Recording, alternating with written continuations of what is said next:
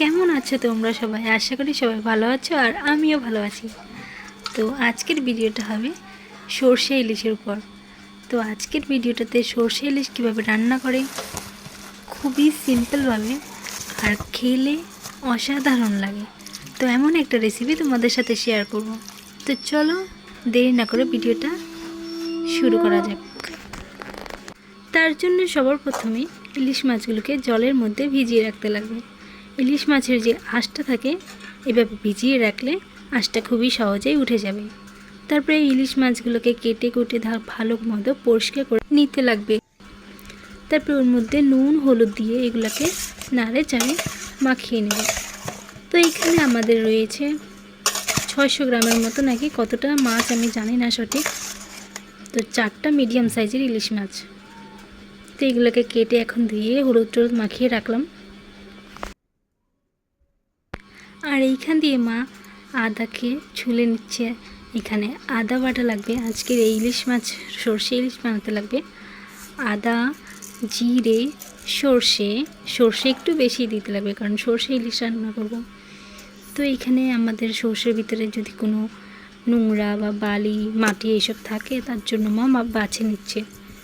ওগুলো বেছে তারপরে সর্ষেগুলোকে একটু ধুয়ে নিল, বালি টালি থাকলে চলে যাবে। তারপরে মা এখানে বাটা শুরু করে দিল, জিরে বাটা। তারপরেও জিরে বাটা বাটার পর আরও যে মশলাগুলো বললাম সর্ষে বাটা, আদা বাটা, এগুলো বাটা করে নেবে।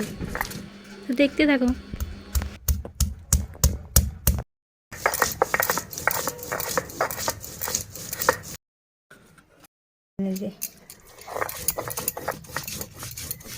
এখন সব রকমের মশলা বাটাই হয়ে গেছে। এইখানে আছে আদা বাটা, জিরে বাটা, সর্ষে বাটা।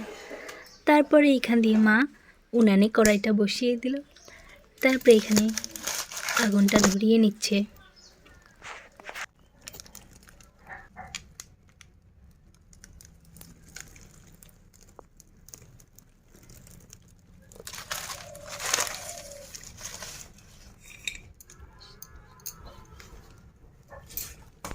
এখন কড়াইতে দিয়ে দেবো তেল।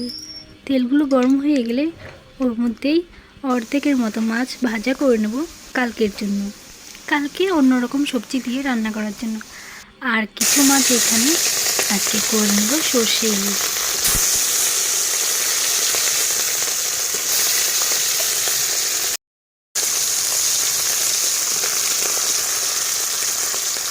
এখন এখান দিয়ে মাছগুলো ভাজা হতে হতে এইখান দিয়ে সর্ষে ইলিশ বানাবো যে ওইগুলো মশলাগুলো সব মাখা করে নিচ্ছি।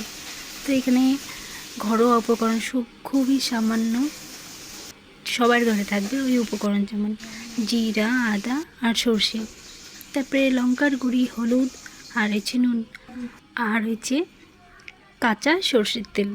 তো এইগুলো দিয়ে এই সব মশলাগুলো মাছের সাথে ভালো মতো মিশিয়ে নিচ্ছি।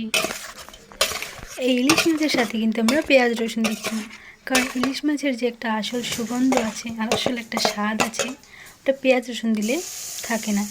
ইলিশ মাছ যতটা সিম্পলভাবে রান্না করা যায় ততটাই ভালো লাগে খেতে। এখন মাছ ভাজা হয়ে গেছে। কড়াইয়ের মধ্যে যে তেলটুকু ছিল মাছ ভাজার পর ওই তেলের মধ্যেই মাছগুলোকে ছেড়ে দেবো। ছেড়ে দিয়ে একটু সময় নাড়াচাড়া করে তারপর ওই গামলার ভিতরে যে মশলাগুলো লেগে আছে ওটা জল দিয়ে ধুয়ে ওই মাছের মধ্যে দিয়ে দেবো। দেওয়ার পর এগুলোকে একটু নাড়াচাড়া করে নেবো, মিক্স করে নেবো। মিক্স করার পর গামলা দিয়ে ঢেকে দেবো সেদ্ধ হওয়ার জন্য।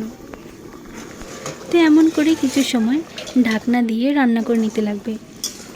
এর মাঝখানে কিন্তু মাছগুলোকে উল্টে পাল্টে নিতে লাগবে, না হলে আবার এক সাইড ভালো করে হবে, এক সাইডের ভিতরে ভালো করে হবে না, মশলাগুলো যাবে না। তাই কিছু সময় পর পর একটু উল্টে পাল্টে নিতে লাগবে, 1-2 বার উল্টালেই হয়ে যাবে। তো এখন দেখো আমার সর্ষে ইলিশ হয়ে গেছে। এখন এগুলাকে নামিয়ে ফেলবো।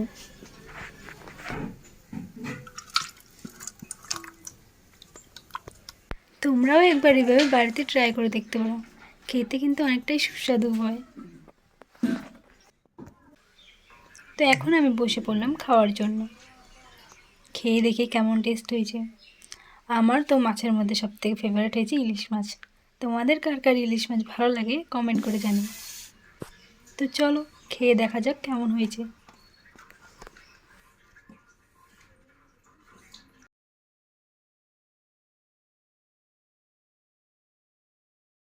খেয়ে বুঝতে পারলাম সর্ষে ইলিশটা খুবই টেস্টি হয়েছে। তো আমার ভিডিওটা তোমাদের যদি ভালো লেগে থাকে তাহলে ভিডিওটাতে লাইক করে দেবে আর চ্যানেলটাকে সাবস্ক্রাইব করতে ভুলবে না। তো আজকের জন্য এতটুকুই, দেখা হচ্ছে নেক্সট ভিডিওতে। টাটা।